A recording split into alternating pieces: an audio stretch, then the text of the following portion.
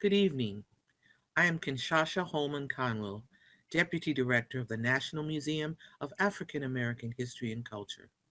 On behalf of Museum Director Kevin Young, it is my pleasure to welcome you to On French Soil. France commemorates the service of African American soldiers. This program is one of a series of public events entitled Historically Speaking, where scholars reflect on historical issues that have influenced our contemporary world. On French Soil examines the reception that African American military men and women received in France in the 20th century, a reception that contrasted dramatically from the treatment they received from their fellow Americans at home.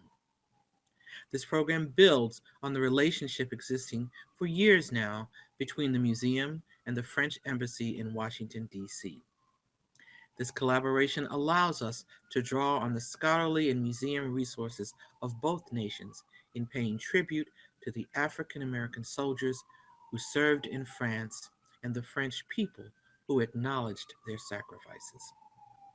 2 years ago, this partnership produced an extraordinary exhibition, We Return Fighting, the African American Experience in World War I, and publication, We Return Fighting, World War I and the Shaping of Black Identity.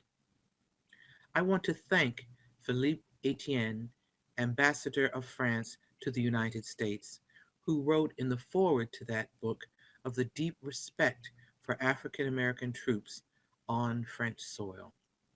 Tonight, we explore that special relationship between France and African American troops in more detail.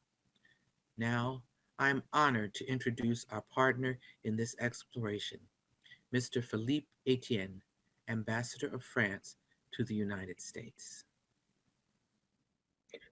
Thank you, Deputy Director Conwill, dear Kinshasha. It is an honor and a privilege for the Embassy of France to partner with the National Museum of African American History and Culture on this exciting roundtable, which extends the partnership we developed 2 years ago with the exhibition We Return Fighting. Your museum plays an essential role in transforming the world's perspective on American history through the lens of the African American experience. Its Historically Speaking program, of which today's event is a part, is an excellent example. It brings together experts to tackle historical events from a contemporary perspective. Today's roundtable will give us a privilege of better understanding how the African American experience during World War I and World War II changed the course of history forever, and how our people have acknowledged the service and sacrifice of African American members of the military serving in France. I would like to pay tribute to those courageous soldiers who fought in France for our liberty and our common values. These men of valor sparked a passionate bond between France and the African American community and played a vital role in shaping our common history. I would also like to acknowledge the initial vision of Lonnie Bunch, now Secretary of the Smithsonian Institution, and to commend the National Museum of African American History and Culture staff for their astounding work under Director Young and Deputy Director Conwill's guidance and visionary leadership. Especially you, dear William Pretzer. You have been key partners for us on this roundtable and other projects.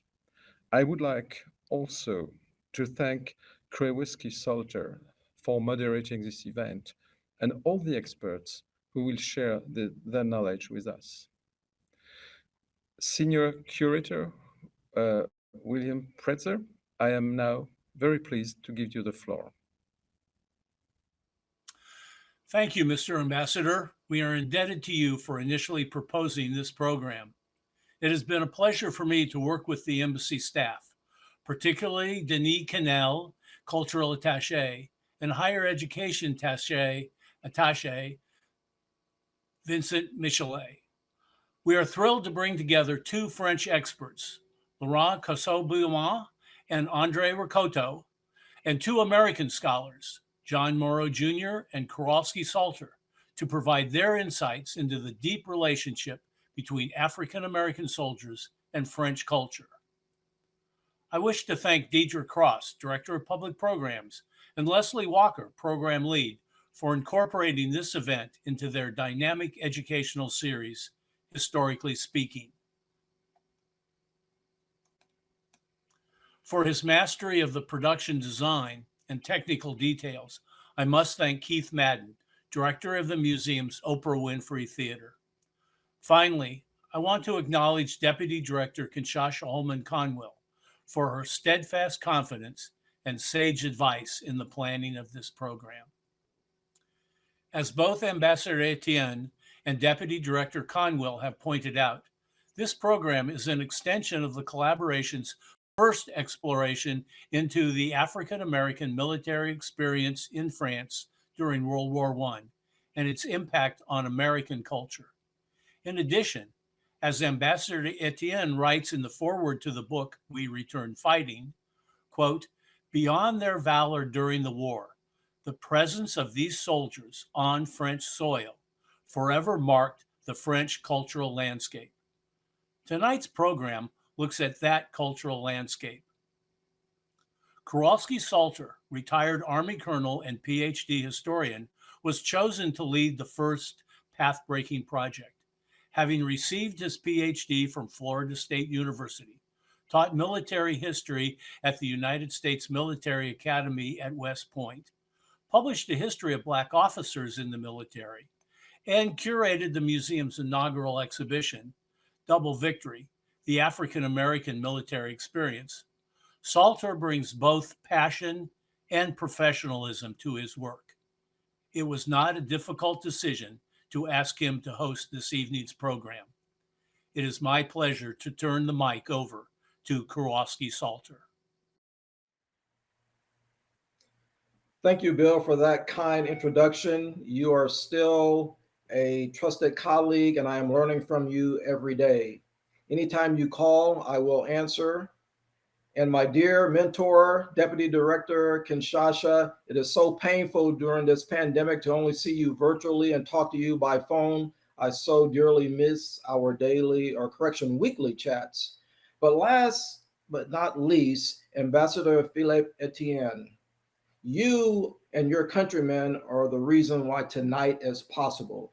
I am supposed to introduce a program, and I will read it, on how the French people have expressed their appreciation for the service and sacrifice of African American troops in World War I and World War II, and the varied ways in which the French have honored African American troops and the impact of this relationship on the French cultural landscape. And so as I pondered how to introduce this program, I decided to use my own personal experiences. My colleagues and I, when we were mounting We Return Fighting, this exhibition only turned out to be successful because of the groundbreaking path that you set and your countrymen followed suit. As I traveled to France several times to do research, to explore artifacts, to explore artwork, to look at documents, to actually stand on the ground that African American soldiers fought next to French soldiers and died in some cases, it was awe-inspiring to me. And I was treated like a dignitary, but I was not fooled. I know it had nothing to do with me and everything to do with the mission that the Smithsonian had entrusted me to do.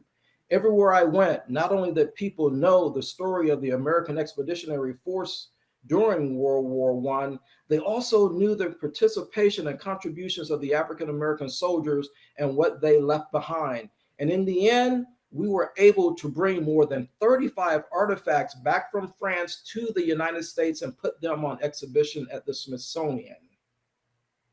There were artifacts and artwork, and some of them had never been on display before, and some of them that were on display were one of a kind. And among those 5 institutions, 2 of those institutions took objects off display so that we could use them. Talk about appreciation. And I say all that to say this. So I know firsthand how my forefathers must have felt when they came to France and the appreciation you showed and your forefathers showed. And so tonight we have three dynamic scholars who are going to help us better understand that appreciation. And they are in order Dr. Andre Rakoto, who is Director of Departmental Service of the National Office of Veterans and War Victims Office at the University of Paris. He is currently preparing a work on the United States, a Democracy in Arms, Construction of the Military Fact, Memory and Public History, International Strategy. He will provide a background on the French philosophy on race starting back in the 18th century, coming to World War I. He will also talk about the philosophy on French race and African Americans during World War I and give us a background on the origins of the Croix de Guerre. He will be followed by Dr. John Morrow, who lives in Athens, Georgia, where he is the Franklin Professor of History at the University of Georgia. And he actually was the first African American professor to teach correction in the College of Arts and Sciences at the University of Tennessee, where he earned the highest award for teaching. He has published books several times over, and he will talk about the African American experiences of troops, the earning of the Croix de Guerre, and what it meant to those soldiers and their families and their communities when they came back. And he's also talking from personal experience. His great uncle, Thomas Davis, was awarded the Distinguished Service Cross and the Croix de Guerre for his service in World War I. And last but not least, we'll be joined by Dr. Laurence Cossu-Beaumont, who's also in Paris, France. And she is a professor of history at Sorbonne University, where she teaches in the Department of English-Speaking World. And she teaches classes on United States history and the African American studies and international approach. She has also published several times over. And what she's going to do tonight is talk about that cultural interaction, those cultural experiences and landscapes that were left by African American soldiers. And she's going to bring that all the way forward, not only soldiers, but those civilians who came afterwards in Paris Noir, and bring that forward to the civil rights movement. So without any further ado, I give you Dr. Rakoto. Why were African American troops so appreciated in France? To understand how the French behaved with African American troops in World War I, you need to look at the particular relationships the French have had in their history with people from African descent. France always had different perspective on racial issues. The Black Codes of 1685, for instance, made it clear that slavery did concern African people, but it also did not restrict them to that status. If free, they were equal by law to white people, and they could even marry with a white person, which was in sections 9 and 13 of the code. We're talking about a code which was applied to the American islands under French authority. So it was more a matter of status than actually a racial consideration. And this is very important to understand. There never was in France any institutional obsession over a so-called racial purity. All paths of life were open to French people from African descent, as long as they were under the status as free, as long as slavery existed. And then later on, if they were living in France among the French, it made no difference. But of course, history made so that we didn't have a large African community in France, unlike it was the case in the US. This situation reflected in the military service. As early as the 1800s, a Copt legion was created with Egyptian volunteers at the time of Napoleon. After 1830, with the Algerian campaign, locals were recruited to serve in regular units, the spies in 1834, the Zouaves, which were of a great influence, I understand, in the American Civil War. In 1857, local African troops from Senegal, but also from Mali and other places, were recruited to serve with the French armed forces under the name Tirailleurs Sénégalais. Zouaves served during the French-Prussian War of 1870-1871, and when France prepared for the revenge over the loss of some territory after the French-Prussian War, of course, the eventuality of using troops from Africa was considered. And under the pressure of officers like Charles Morgan, France engaged what was called the Black Force in World War I. Colonial troops were recruited both by force and by volunteering, and altogether, during World War I, 600,000 colonial troops fought for France all throughout the war. They represented 600,000 troops out of a total of 8,600,000 troops. In 1917, as the US entered the war, France was on its knees. A reinforcement of fresh soldiers was badly needed for the morale of an exhausted nation. White or black, it made no difference for the French population. American troops were exotic. African American troops were even more exotic. Everyone danced to the sound of jazz music. African American soldiers were invited into French homes. Even worse, in the eyes of white military authorities, some had affairs with French women. Pershing headquarters made a request to stop the printing of a French journal which displayed an African American soldier and a white woman on its cover. The behavior towards African American soldier was genuinely friendly on the French side. So friendly that in August 18, if you heard about it, a French officer who was assigned to Pershing headquarters issued a memo, the Leonard memo, in which he required that African American should not be treated as well as they were, because they were dangerous, they were rapists, and so on. And altogether, this note was made to create a difference between the way the French would treat white soldiers, American white soldiers, and African American soldiers. Foch was very angry with it, and the note was taken out and not distributed. But it's just an example of how Pershing's headquarters fought against the way the French treated Black Americans, African Americans in France in World War I. As the war continued, the involvement of African Americans on the battlefield happened sooner, because actually the French were asking for troops, and eventually General Pershing accepted to give them troops. He gave them African American troops. So they spent more time on the front line because they were assigned to the French earlier in 1918. And because of that, they were the first to be engaged in combat. As a result, and this is another issue I want to discuss, Croix de Guerre, soldiers of the 369th Infantry Regiment were the first to get the Croix de Guerre, the French Medal for Gallantry. And I will tell you a little bit more about the medal itself. When the war started in 1914, in France, there was no particular insignia to be worn as a reward for gallantry. Soldiers could get a citation. It was an administrative act, something that would be in their military files, but not something that would show in their uniforms. So the idea was to create some sort of a badge of courage. And it took a year of discussions between the French Parliament, where several of the representatives and senators had military experience and wanted to promote such an insignia, and the government. After a year of discussions back and forth, they came up with a project for a medal in the shape of a cross, with a ribbon that would be green, the color of a hope, and with red bars, vertical, to signify the color of blood. The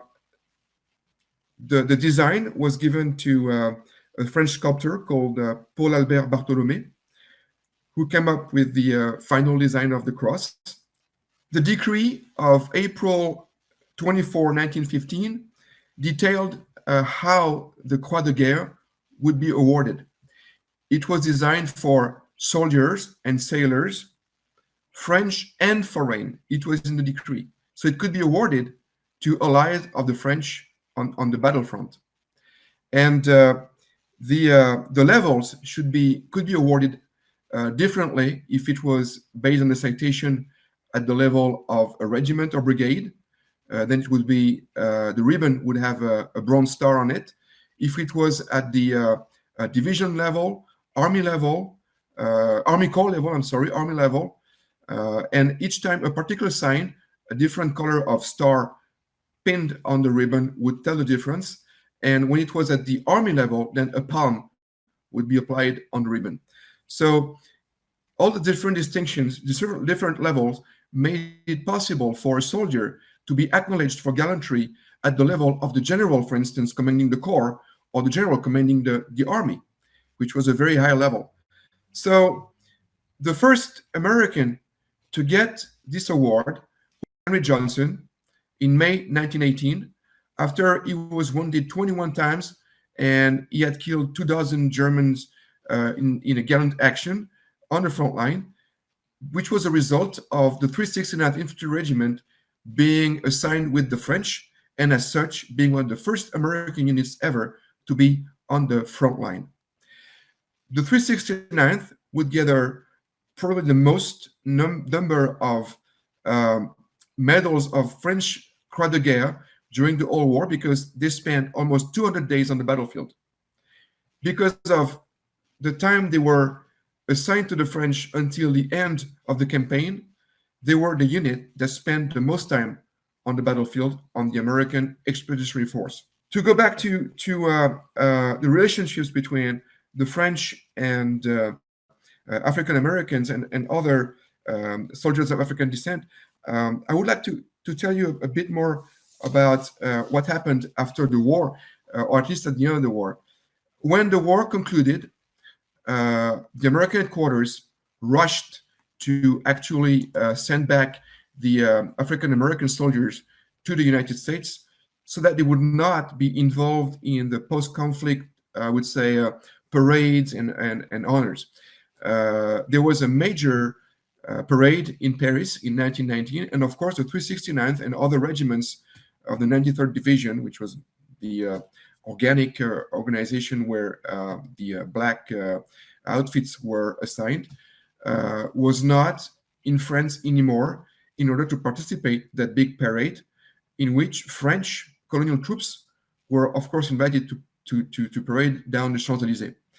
And I'm not saying that it was a dream to be in French colonies or that French society was perfect, but at least, in a sense, the way France welcomed those African American soldiers in World War I, the way they were treated, it opened the path to a reflection of something bigger that helped those who came after them in World War II, and that opened the path to the decision of President Truman to integrate the armed forces in 1948.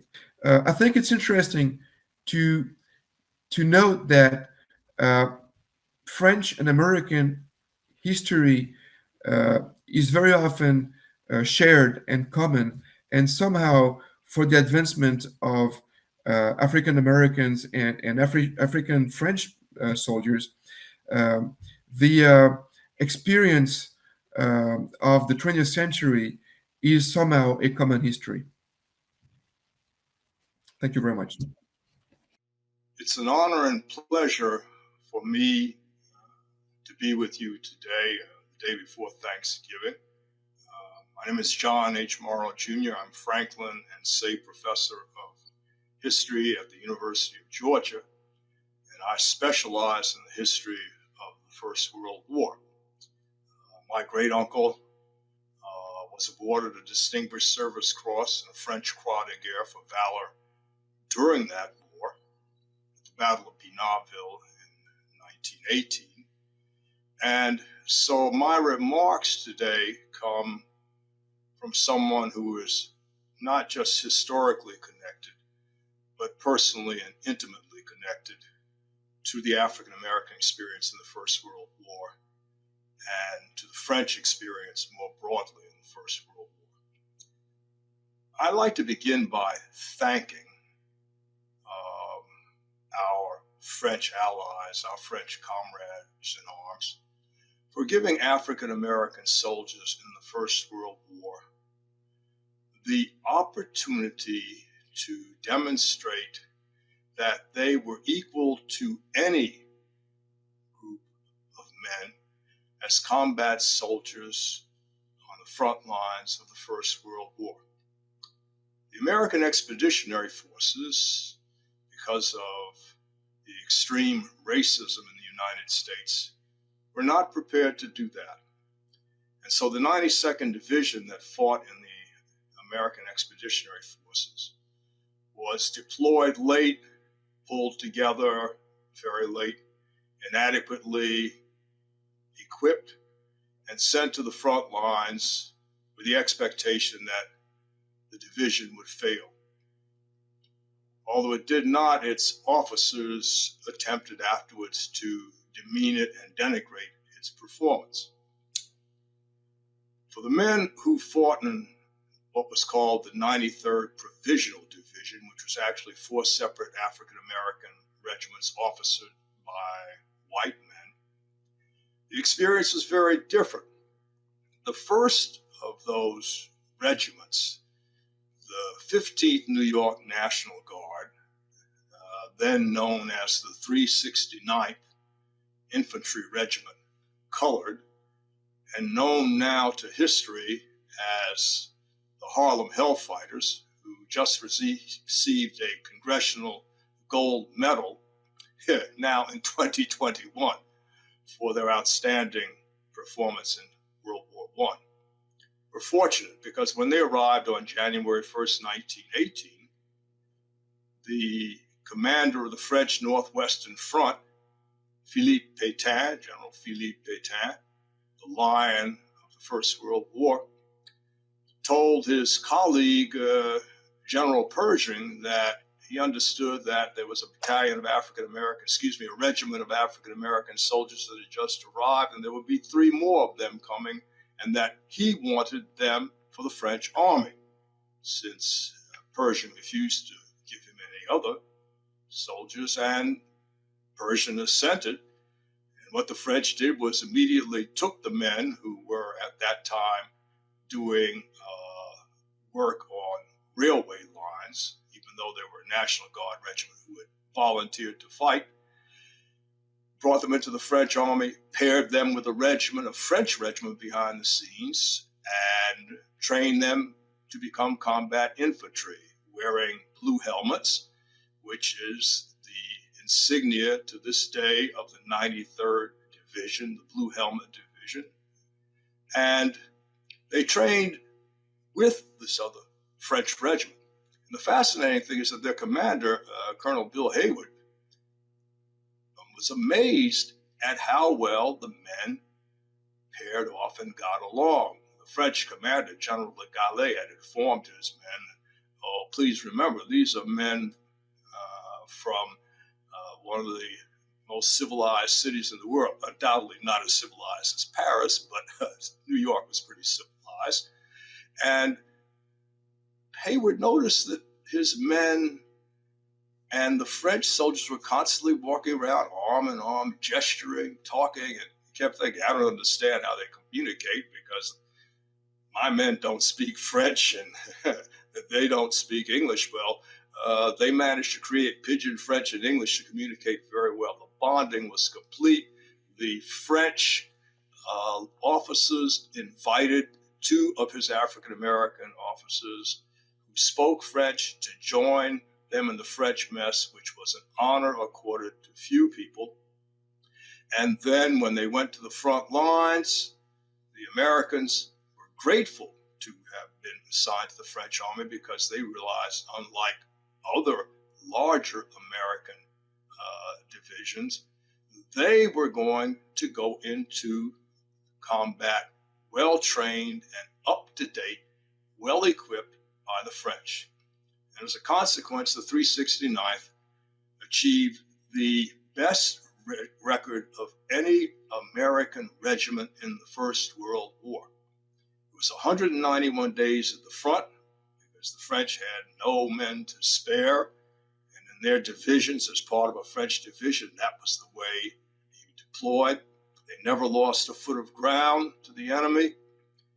They succeeded their final offensive at the little town of Seychelles in what's called the Champagne-Meuse-Argonne offensive, of moving across 4.5 miles of open ground in the face of German fortifications to seize the town of Seychelles and hold it despite heavy losses. In fact, the heaviest losses of any American regiment in the war. Ultimately, they would lose 1,500 of their 3,000 men over the time they were in the French army. But this was normal in the First World War. You expected these losses. The point was that the French recognized them and appreciated it. They were awarded a French Croix de Guerre, War Cross of the French, and were awarded silver bands across the top of the banner, with a large one, the regimental Croix de Guerre, for its achievements in combat before they were returned to the U.S. Army. When they were returned to the U.S. Army, they were abused by white MPs, informed that they were going back to the United States. They better remember their place. A number of the soldiers had commented, in fact, when they were with the French, as one fellow said when he came out of an estaminet, which is a pub, he said, you know, the only time I remember I'm colored is when I look in the mirror, because the French have treated us so decently, the people, the soldiers, and everyone, that this is an experience that would be impossible to have in the United States. When they were set to return, they were told to be very humble about their achievements.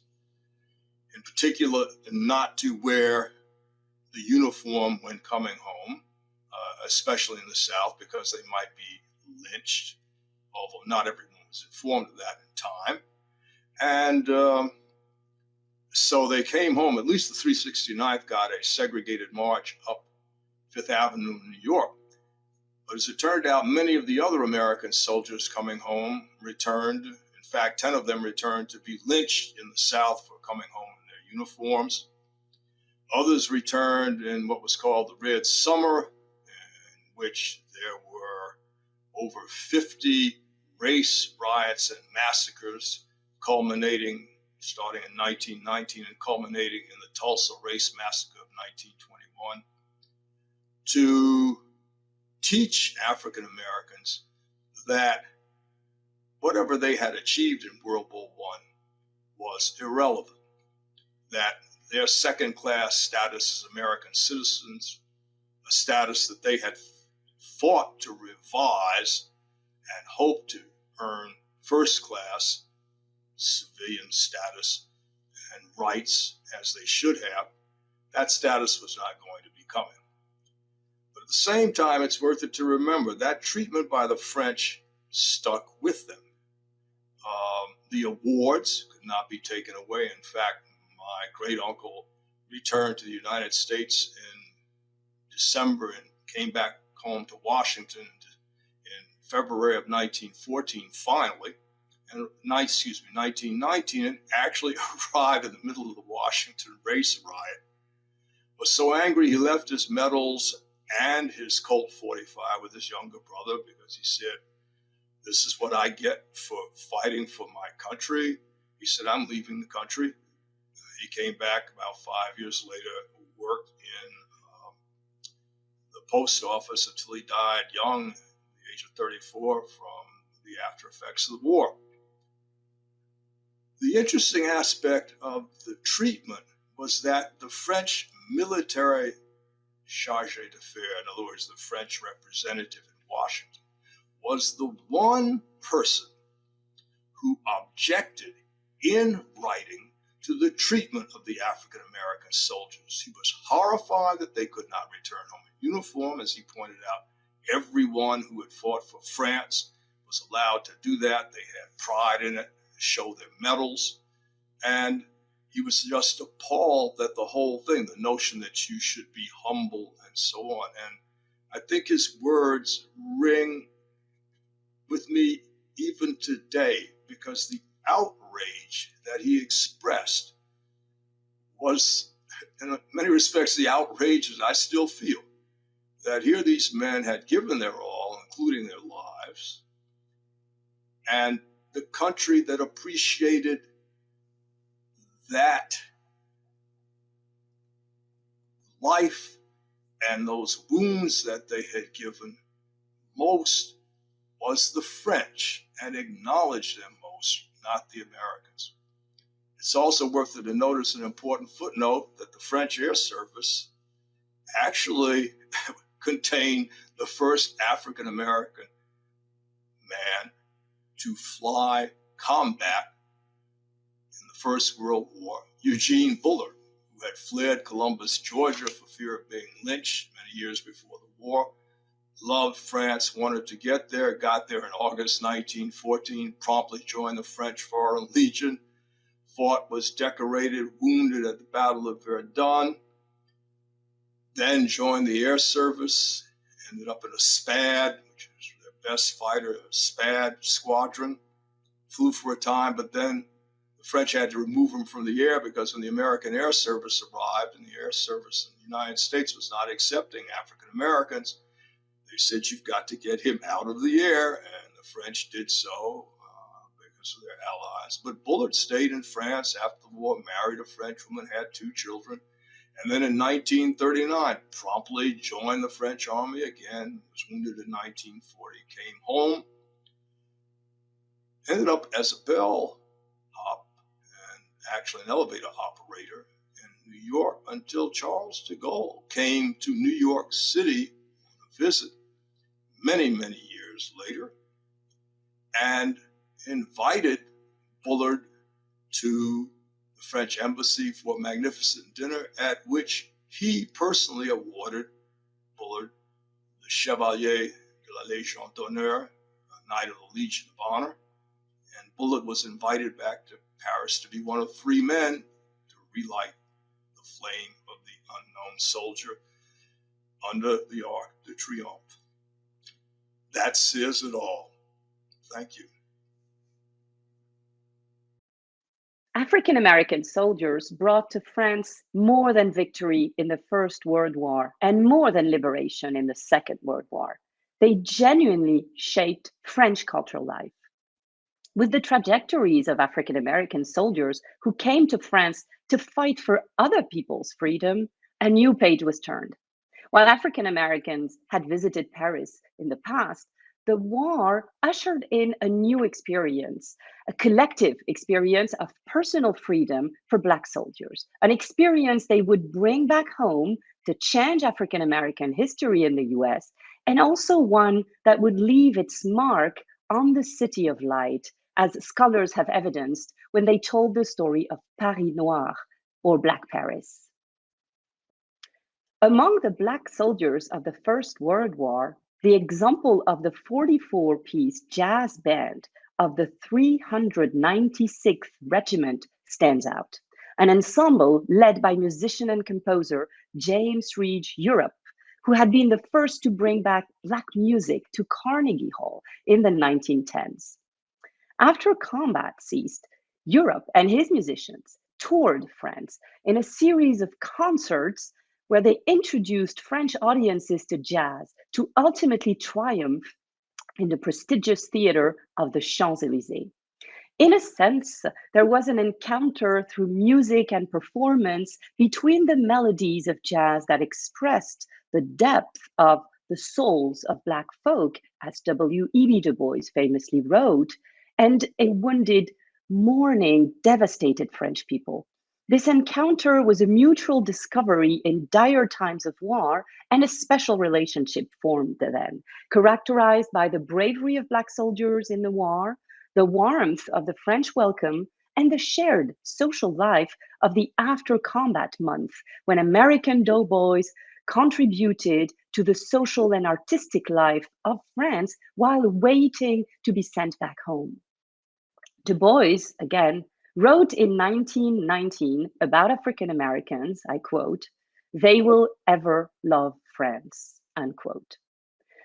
In the context of colonial France, where soldiers from its own colonies of Africa, North Africa, and Indochina were discriminated against and also sent to fight the enemy in segregated regiments, this makes for a complex history. But while racial hatred was unleashed in the US in the Red Summer of 1919, a number of ex-soldiers decided to stay in France, such as artist Eugene Bullard, who had actually joined the French Foreign Regiment during the war. Indeed, he could fight as a black pilot for France, but he was denied this for the US. After the war, Bullard became a businessman and club owner, successfully building on the craze for jazz in Paris. Pigalle and Montmartre became the heart of the African American community. Women were also given rare opportunities, with singers Florence Embry Jones and Ada Smith Bricktop, who not only entertained French audiences, but also opened their own clubs. Figures and writers from the Harlem Renaissance, like Alain Locke, Langston Hughes, Claude McKay, came and interestingly engaged with those who would later form the Francophone Negritude movement, as it was called by its founders, thus shaping French intellectual life and history, because the Negritude movement, beyond being a possible equivalent of the artistic Harlem Renaissance, was influential in bringing about the independence of former colonies in the French Empire in the decades that followed the Second World War. So what about the Second World War now? On D-Day and its aftermath, African American soldiers, though still segregated in the US Army, played a significant part in the liberation of France. And as Richard Wright, when he visited in 1946, observed, I quote, "In Paris, Black GIs have come to know and love freedom," unquote. This fortified the myth of a colorblind France. But Wright was also terrified at the stories of Black GIs he met who were intent on bringing back home their white French sweetheart. He, the successful writer who was about to flee America because of the continued humiliations to his mixed-race family. Wright became a pillar of the new center of Paris Noir, that is to say the left bank and the neighborhood of Saint-Germain-des-Prés, where existentialist thinkers like Jean-Paul Sartre and American visitors and expatriates devised, where conversations about the racial situation in the US were numerous, as reflected in the French press at the time. Many of these visitors and expatriates were musicians, painters, writers.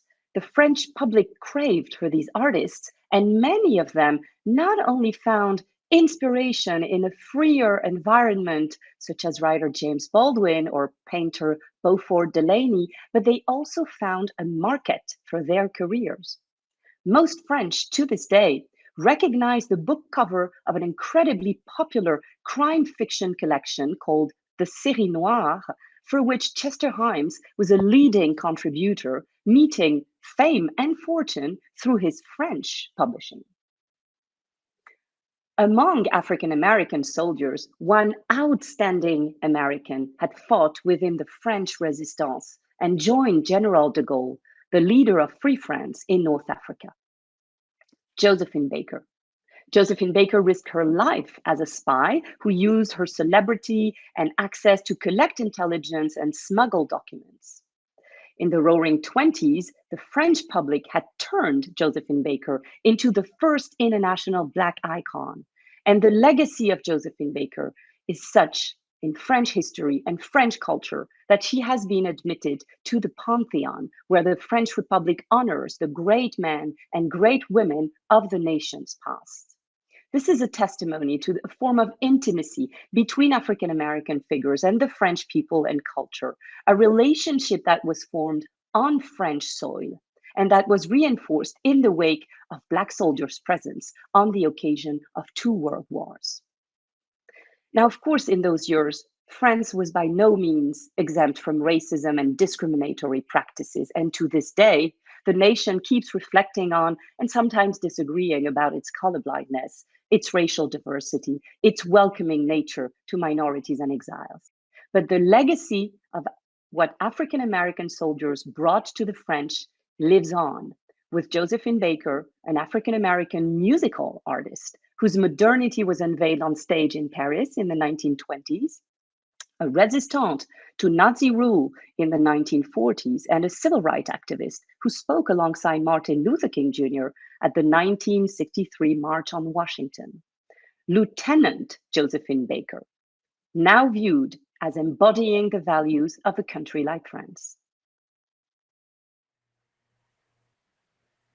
Okay, good evening, everyone, and I hope you enjoyed our dynamic speakers. So as the moderator, I get the pleasure of looking in the chat box and answering as many questions as I can in our last 14 minutes here. But, I do want to just that great segue that we have from Dr. Cossu-Beaumont. So for those of you who are wondering what is behind me, when we did the exhibition, we had 9 luminaries. There are 3 above this line here, but we just ended with Josephine Baker. So Josephine Baker was certainly one of our luminary figures in the exhibition. So let me go to the chat box and look at the first question. Has the American military provided a comparable commendation to the Croix de Guerre for those African American soldiers?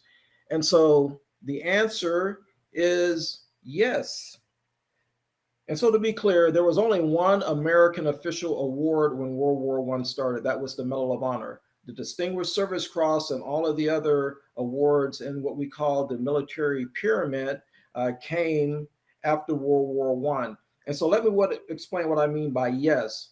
African Americans have always been qualified and able to receive military awards. The real question is, have they been awarded those medals fairly? And so when I say yes, they were always in the mix to be qualified because they were American soldiers. And so we do know that there are several moves afoot actually looking at soldiers in World War I, 5 minority groups: African Americans, Asian Pacific Americans, Native Americans, Hispanic Americans, and Jewish Americans in World War I, with several criteria. And one of them being if you were awarded the Distinguished Service Cross or were recommended for the Medal of Honor and did not receive it. And so to culminate this answer, because I'm going to try to keep each answer between 1 and 1.5 minutes, there were no African Americans awarded the Medal of Honor in World War I during the era. There were no African Americans awarded the Medal of Honor in World War II during the era. So for those of you scholars who know that there are 2 African Americans who now have the Medal of Honor for World War I, Stowers was not awarded until 1991 or 2, and Henry Johnson was not awarded until 2015. The 7 African Americans who were awarded Medals of Honor for World War II were not awarded their Medals of Honor until 1997. Okay. How have African American soldiers of World War II shaped how, okay, no, that's further down. Let me go back up. I don't want to skip too many questions here. They're coming in, lots of questions. Okay. Second question. Can we say that General Colin Powell's achievement followed the legacy of African American soldiers in World War I and World War II? That's the question. What would these ancestors say about Colin Powell's service? And the answer is certainly yes, because it came from Colin Powell's own voice. He has said it many times that I stood on the shoulders of those African Americans who came before me. And he singles out the Buffalo Soldiers, the Harlem Hellfighters, which was only one of 8 African American regiments who fought in World War II, the Tuskegee Airmen, the Mumford Point Marines. I am here today because I stood on their shoulders. And the first time I believe he really said that, and I heard him say that, was at the Buffalo Soldier Monument dedication at Fort Leavenworth. And I happened to be at Fort Leavenworth at that time. I believe it was in 1993. So he recognized that. The answer is yes. And of course, what would the ancestors say? That's a question that I can only answer by going back in their mind, having studied them. I think they would be extremely proud and would just realize that Just Do has finally reached us. Let's scroll down to the next question. How do we search for names of those who served in World War II and World War One? The World War II and World War One records, we have several archives, Suitland, College Park, and the National Archives in downtown DC. World War One records are generally kept in the DC archives, but there's a great resource, and I have been using it. We just came through the centennial of World War One, so there was a centennial commission that has collapsed, but a lot of the states had chapters. And you can go to the Centennial Commission site. I believe it still exists. I can't call it right now. And states have kept records by counties and parishes of soldiers who served. And it is amazing what you can find in that site. Now, for National Guard units, such as the 369th Infantry Regiment born out of New York, and the 370th Infantry Regiment born out of the Chicago area where I am now, you can come to local headquarters, and the National Guard Armory still exists for the 369th in both of those in New York and the 370th here. So to keep these short, so the information is out there for you researchers. Okay, so the next question, and if you have not figured out yet, as the moderator, I get the distinction of answering all the questions based on all of our great scholars, whether that is my exact area of expertise or not. So this question I know would probably have been for Dr. Rakoto, but it says, has France recognized soldiers, the soldiers and contributions of their former colonial troops the same way that they recognize African Americans? And that's a great question, because in the exhibition we had a part called a complex relationship, and Dr. Rakoto talked about it. There were three different ways that the French approached race in World War One. Their own Frenchmen, who were just as equal as them, going back to even Napoleonic era. Two of Napoleon's marshals were of African descent. One was named Thomas Alexander Dumas. So for some of you literary scholars out there, yes, he is the father of Thomas Alexander Dumas, who wrote The Three Musketeers. So yes, a Frenchman of African descent wrote The Three Musketeers. Then there was the way that they treated their colonies, and we'll get to that, and the way they treated African Americans. But to make a long story short, although there was a complex and tough relationship, the French did award their colonial forces. I can't get into detail to see what the numbers and the records are. That's not what my area is, but I do know that colonial forces and soldiers were awarded. And the last thing I will say is there was a colonial diplomat during World War II. His name was Blaise Dion. And I called him when I was researching and putting this exhibition together, their W.E.B. Du Bois. And there were several colonial countries that actually earned French citizenship sooner than later because of the service during World War One. The next question, and this would probably have been for Dr. Rakoto as well, how have African American soldiers in World War II shaped how France recognized the presence and contributions of African American immigrants in my country? And yeah, to be honest, I probably can't go into detail in that one, so I'm sorry. We'll try to get to that one later. How do we search for the names of those who served in World War One and World War II, and those who received honors? So the same way that I talked about earlier, go to the National Archives, and there are record groups on soldiers, and in some cases you will be able to find out what are some of the awards. But unfortunately, I'm assuming this question is for African Americans. I will say this, and I already knew this even before doing this exhibition, because my area is the African American military experience. A lot of the records and the service of African Americans were almost destroyed and not even kept after the war. So we found out in this exhibition that there were African Americans who were just recently finding out that they had ancestors that served. Because when you came back and Dr. Morrow mentioned this to you, you did not have the ability to show your pride in service. And so a lot of times that service was suppressed. And we still have people finding out today that my great great uncle or my great grandfather. So you would probably be hard pressed to find detailed information.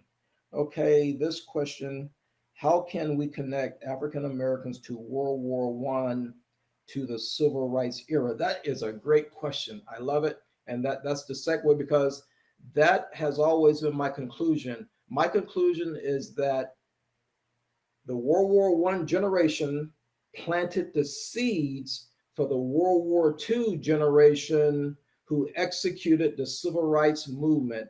And what do I mean by that? You know, the service of African Americans in World War One did not move the needle forward that much because we had the Red Summer, we have Tulsa, Oklahoma, we have Rosewood in Florida, we have a lot of other activities that denigrated African Americans. Lynchings continued to happen. But what happened in the Red Summer and in some of those other acts of violence is African Americans begin to fight back. They begin to agitate. There was Dr. Cossu-Beaumont mentioned Paris Noir, where in this country it was the Harlem Renaissance and or the Negro Renaissance. And so they were chipping away at that. And so the two people behind me of these luminaries, Josephine Baker and a guy back here named A. Philip Randolph. Those are the two people I hang my hat on. Josephine Baker experienced the riot in East St. Louis in 1917. That's where she's from. And so the reason she goes to Paris is her quote, "I was afraid to be Black in America." And she was the only woman to speak at the 63 March. She is connected from World War One to World War II. Charles Hamilton Houston, who you can see over here. Charles Hamilton Houston, you see Lieutenant. Most of you know him as a lawyer. He is the architect of Howard Law School. He is the one that trained about 1/3 of the active lawyers in this country in 1940 to include the first Supreme Court justice. And if you saw that movie Thurgood Marshall, I just loved the way Chadwick Boseman gave homage to Charles Hamilton Houston. He mentioned him. So if you go back to that movie, so there is a direct connection in my mind and a lot of my colleagues' mind.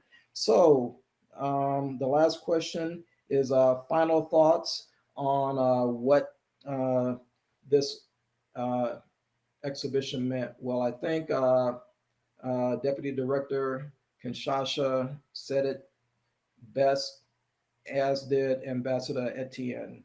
That relationship that was planted back in World War One and the years after World War One still exists today. And I saw it in my own experiences when I was honored to be the researcher and curator for this exhibition and had the opportunity to go to France. As I said, the doors were open because they wanted to be involved in the telling of this story and that lasting relationship. So thank you for joining tonight. I hope you enjoyed the presentation. And please go to the National Museum of African American History and Culture website and tune in to other historically speaking programs. They are always dynamic and always educational. Good night.